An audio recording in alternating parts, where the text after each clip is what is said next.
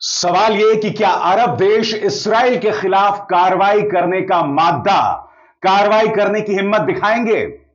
मगर खबर बहुत बड़ी है दोस्तों। संयुक्त राष्ट्र की एक रिपोर्ट आ रही है और इस रिपोर्ट में कहा गया है कि इस्राइल गाजा के अंदर नरसंहार कर रहा है। इस्राइल ने इस रिपोर्ट को सिरे से खारिज कर दिया है। भारत सरकार की तरफ अंतर्राष्ट्रीय समुदाय देख रहा है कि आखिर भारत इस बारे में क्या कहेगा, क्योंकि याद कीजिएगा दोस्तों, हाल ही में स्वतंत्र फलस्तीनी राज्य को लेकर संयुक्त राष्ट्र में वोटिंग हुई थी और भारत ने स्वतंत्र फलस्तीनी राज्य के पक्ष में वोट दिया था, जो कि भारत का पारंपरिक रुख भी रहा है। मगर एक अरसे से भारत इस्राइल के करीब रहा है।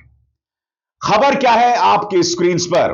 बीबीसी की खबर, यूएन की रिपोर्ट, इस्राइल फलस्तीनियों के खिलाफ जनसंहार कर रहा है। खबर सरल शब्दों में गौर फरमाएं। संयुक्त राष्ट्र के एक जांच आयोग ने कहा है कि इस्राइल गाजा में फलस्तीनियों के खिलाफ जनसंहार कर रहा है। एक नई रिपोर्ट बताती है कि साल 2023 में हमास के साथ जंग शुरू होने के बाद से अंतर्राष्ट्रीय कानून के तहत 5 में से 4 ऐसी जनसंहार की हरकतें हैं जो इसका निष्कर्ष निकालने के लिए उचित आधार हैं। इनमें समूह में लोगों को मारना, उन्हें शारीरिक और मानसिक रूप से गंभीर नुकसान पहुंचाना, समूह को तबाह करने के लिए जानबूझकर हालात पैदा करना और जन्मों को रोकना शामिल है। इस रिपोर्ट में इस्राएली नेताओं के बयानों और इस्राएली सुरक्षा बलों की कार्रवाई के तरीके को जनसंहार के इरादे के सबूत के तौर पर देखा गया है। इसी मंच पर मैंने कई बार आपको बताया है कि किस तरह से इस्राएल ने गाजा के अंदर अस्पतालों पर प्रहार किया था। ढेरों ऐसी तस्वीरें सामने उभर कर आई थी जिसमें इजरायली डिफेंस फोर्सेस ने गाजा में फलस्तीनी डॉक्टर्स को अगवा किया, उन्हें मार दिया। हाल ही में एक खबर सामने उभर कर आई थी जब अल जजीरा के 5 पत्रकारों को इस्राएल ने आतंकवादी बताकर मौत के घाट उतार दिया था।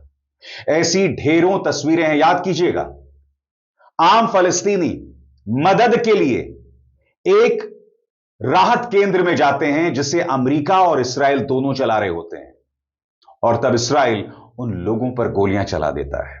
सैकड़ों की तादाद में लोग मारे गए हैं अब तक इस तरह के राहत केंद्रों में। और अगर हम गाजा फलस्तीन की बात करें तो कम से कम 65,000 लोग मारे गए हैं। और इस्राएल अपने इस नरसंहार को सिर्फ फलस्तीन तक सीमित नहीं रखना चाहता है।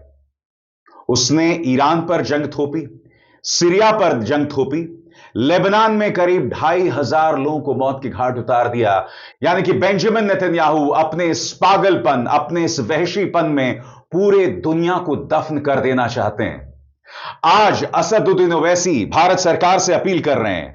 उनका बयान आपके स्क्रीन पर अंग्रेजी में बयान है, इसका हिंदी में मैं अनुवाद करता चलूंगा। वो कह रहे हैं, I request and hope that Narendra Modi and his government will call it a genocide of Palestinians in Gaza and take a strong stand against the genocidal regime of Netanyahu. Asaduddin Owaisi कह रहे हैं, मैं उम्मीद करता हूं कि प्रधानमंत्री नरेंद्र मोदी इसे नरसंहार बताएंगे और नेतन्याहू के खिलाफ सख्त कार्रवाई करेंगे। और नेतन्याहू हर गुजरते दिन के साथ यह प्रमाणित कर रहे हैं कि वाकई वो नरसंहार कर रहे हैं। आपके स्क्रीन पर यह खबर, Israel begins ground offensive in Gaza City as UN Commission says Israel is committing genocide। सरल शब्दों में कहा जाए तो गाजा में सैकड़ों की तादाद में पिछले 2 दिनों में लोगों को मार चुके हैं बेंजामिन नेतन्याहू। खबर क्या है, गौर फरमाया जाए। इस्राएल ने गाजा सिटी में जमीन से घुसपैठ, ग्राउंड इंकर्जन शुरू कर दी है। 2 इस्राएली अधिकारियों ने CNN को बताया। यह कदम युद्ध को और बढ़ा रहा है, जबकि दुनिया भर से अंतर्राष्ट्रीय निंदा और हमास के कब्जे में बंधकों के परिवारों के विरोध के बावजूद ऐसा किया गया है। एक स्वतंत्र संयुक्त राष्ट्र की जांच ने निष्कर्ष निकाला है कि इस्राएल ने गाजा में फलस्तीनियों के खिलाफ जनसंहार यानी जेनोसाइड किया है। रिपोर्ट में इसे अब तक का यूएन का सबसे बड़ा प्रामाणिक निष्कर्ष बताया गया है।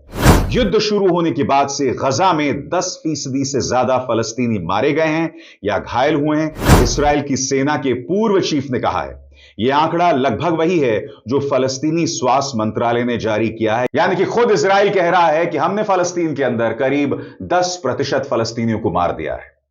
दुनिया तेवर सख्त कर रहा है। आपकी स्क्रीन पर इस खबर पर गौर कीजिए। स्काई न्यूज की खबर है, Spain votes to boycott Eurovision if Israel कॉम्पीट्स।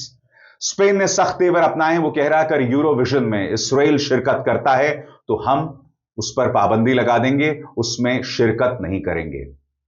अंतर्राष्ट्रीय समुदाय लगातार तेवर को सख्त कर रहा है। ऑस्ट्रेलिया हो, ब्रिटेन हो, स्पेन हो, इसके अलावा कनाडा हो, सभी लोग फलस्तीनी राज्य को मान्यता दे रहे हैं और यह बेंजामिन नेतन्याहू के चेहरे पर एक करारा तमाचा है। सबसे बड़ी बात दोस्तों, अरब देशों ने सख्त तेवर अपनाए। हाल ही में दोहा में इस्राएल ने प्रहार किया था। करीब 6 लोग मारे गए थे, जिनमें 5 हमास से जुड़े लोग थे। उसके बाद नेतन्याहू ने कहा था कि ये हमले रुकने नहीं वाले हैं, वो इस तरह के हमले जारी रखेंगे। अब दोहा में बैठक होती है और इस्राएल के खिलाफ सख्त तेवर अपनाए जाते हैं। इस बैठक में क्या कहा जाता है आपके स्क्रीन पर? इस्राएल की बेशर्मी पर हो कार्रवाई। कतर पर हमले के खिलाफ अरब इस्लामी देशों की इमरजेंसी बैठक। सरल शब्दों में बताया जाए इस बैठक में क्या हुआ, गौर फरमाएं। कतर के अमीर शेख तमीम बिल हमाद अल थानी ने कहा है कि इस्राएल का हमास के वार्ताकारों पर हमला करना साबित करता है कि वो झूठ बोल रहा है। दरअसल वो झूठ बोल रहा है कि उसका मकसद हमास के कब्जे में मौजूद बंधकों को छुड़ाना है। अल जजीरा के मुताबिक उन्होंने कहा इसका असली मकसद यह है कि गजा को इंसानों के रहने लायक नहीं छोड़ना है। और आगे बढ़ने से पहले एक जरूरी संदेश, मेरे कार्यक्रमों के लिए आप नोटिफिकेशन का इंतजार मत कीजिए। मेरे चैनल में जाइए और खुद जाकर कार्यक्रम देखिए और रहिए अपडेटेड। और हां, ज्वाइन कीजिए मेरा चैनल। देखिए यह जरूरी संदेश। स्वतंत्र और आजाद पत्रकारिता का समर्थन कीजिए। सच में मेरा साथी बनिए। बहुत आसान है दोस्तों, इस ज्वाइन बटन को दबाइए और आपके सामने आएंगे ये 3 विकल्प, इनमें से एक चुनिए और सच के इस सफर में मेरा साथी बनिए। अब बड़ा सवाल यह दोस्तों, इस शिखर सम्मेलन में तुर्की, जॉर्डन, पाकिस्तान, इन तमाम देशों ने शिरकत की। दिक्कत यह है, चाहे टर्की हो, चाहे जॉर्डन हो, चाहे पाकिस्तान, इस्राएल को लेकर उनके दोहरे मापदंड हैं। क्योंकि हमें नहीं भूलना चाहिए कि डोनाल्ड ट्रंप को नोबेल शांति पुरस्कार दिया जाना चाहिए, ऐसा सिर्फ 2 देश कह रहे हैं, इस्राएल और पाकिस्तान। और दोहरे मापदंड यह है कि इस बैठक में पाकिस्तान शिरकत कर रहा है। बहरहाल टर्की या तुर्की इस बारे में क्या कह रहा है, गौर फरमाया जाए। दोहा के शिखर सम्मेलन में भाग लेने पहुंचे तुर्की के राष्ट्रपति रेसिप तैयब एर्दोगन ने सोशल मीडिया प्लेटफॉर्म एक्स पर लिखा, मुझे उम्मीद है कि आज कतर की राजधानी दोहा में आयोजित इस्लामिक सहयोग संगठन और अरब लीग के विशेष शिखर सम्मेलन के लिए हमारे फैसले इस्राएली खतरे का सामना करने के लिए नए प्रयासों की ओर ले जाएंगे और हमारी बैठक के नतीजों पर बारीकी से अमल किया जाएगा। एर्दोगन आगे कहते हैं, फलस्तीन के बाद इस्राएल ने लेबनान, यमन, ईरान और सीरिया पर हमला किया है। उसने ट्यूनीशिया के तट के पास नागरिक जहाजों को निशाना बनाया है। इस्राएल ने चुने हुए राजनेताओं और नेताओं की भी हत्या की है।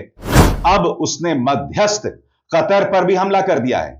यह ताजा हमला इस्राएल के गैर जिम्मेदाराना व्यवहार को एक नए स्तर पर ले गया है। और यहां पर ईरान का जिक्र किया गया है दोस्तों। ईरान फैक्टर जो बहुत मायने रखता है। ईरान जिसके साथ इस्राएल का 12 दिन का युद्ध हुआ था, जिसमें ईरान ने जीत का दावा किया था, जिसमें ईरान ने इस्राएल को नाकों चने चबवा दिए थे। इस बारे में ईरान का क्या पक्ष है, इस पर भी गौर फरमाया जाए। सम्मेलन से इतर सऊदी अरब के क्राउन प्रिंस मोहम्मद बिन सलमान और ईरान के राष्ट्रपति मसूद पेजेश्कियां की मुलाकात हुई। पेजेश्कियां ने इस्लामी देशों से इस्राएल से संबंध तोड़ने की अपील की।